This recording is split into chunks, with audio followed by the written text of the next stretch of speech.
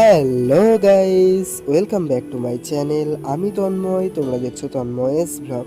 তো আজকে সন্ধ্যাবেলা ঘুম থেকে ওঠার পর এখানে আমার শরীরটা তো প্রচুর খারাপ লাগছিল, কেননা এসেছিল আমার প্রচুর জ্বর এবং সাথে সর্দি কাশি সবই ছিল।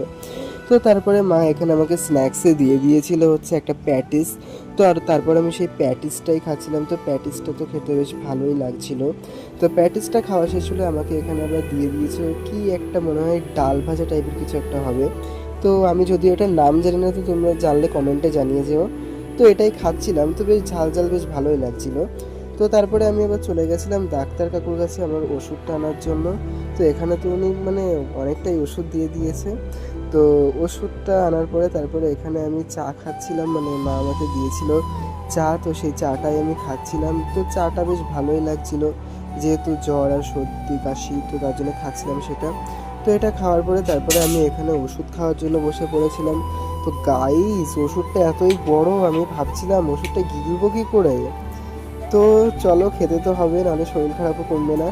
তো তারপরে এখানে আলটিমেটলি আমি ওষুধ খেয়ে নিয়েছিলাম। তো আমি এখন ওষুধ খাই। তোমরা আরও মিনি ব্লগ দেখার জন্য লাইক, কমেন্ট, শেয়ার এবং সাবস্ক্রাইব করো। Bye bye.